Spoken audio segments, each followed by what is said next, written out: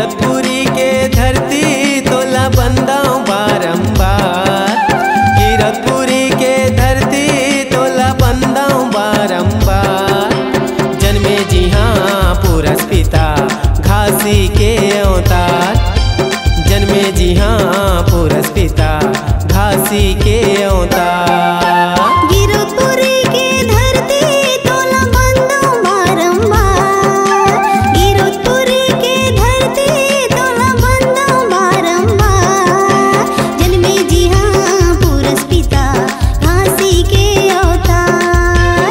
जन्मे जी हाँ पुरस पिता घासी के अवतार।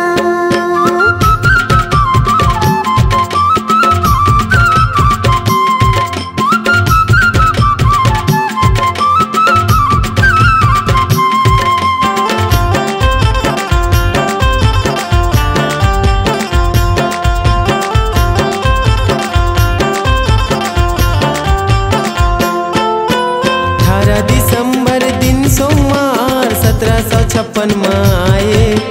माता पिता के भाग गुरु तहीं हाँ जगाए।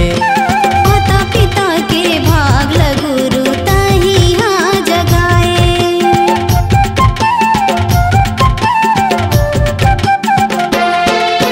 18 दिसंबर दिन सोमवार 1756 में आए। माता पिता के भाग गुरु तहीं हाँ जगाए।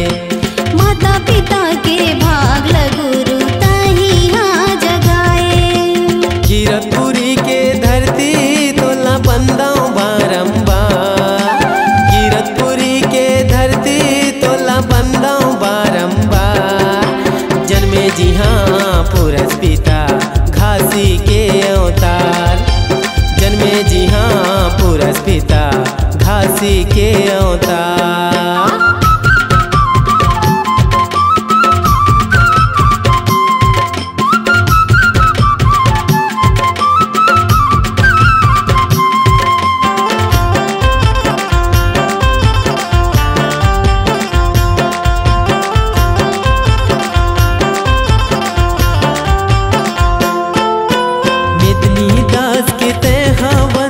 पिता है मांगू दास बालक दास लतैहा लाई घासी के अवतार। बालक दास लतैहा लाए घासी के अवतार।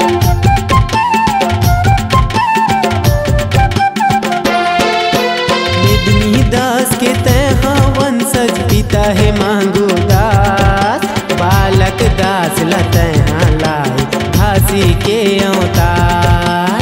बालक दास लतैहा लाए घासी के अवतार। कीरतपुरी के धरती तोला बंदाऊं बारंबार। कीरतपुरी के धरती तोला बंदाऊं बारंबार। जन्मे जी हाँ पुरस पिता घासी के अवतार। जन्मे जी हाँ पुरस पिता घासी के अवतार।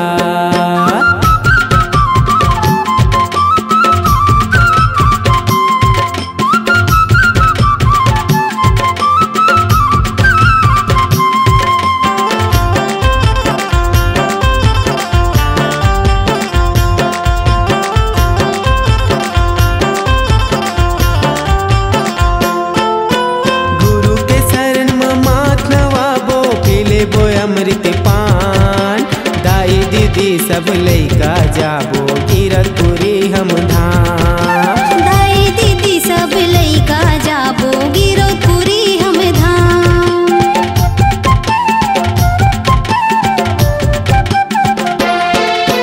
गुरु के शरण में माथ नवाबो ले बो अमृत पान।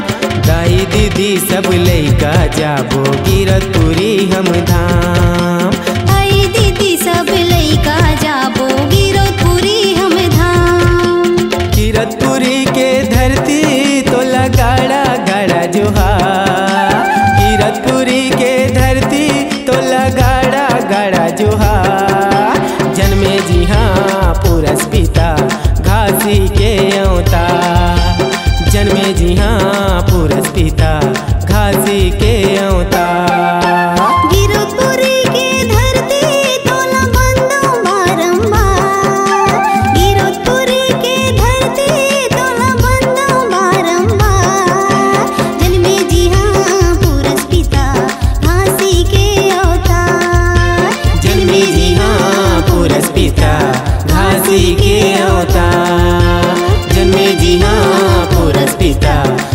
घासी के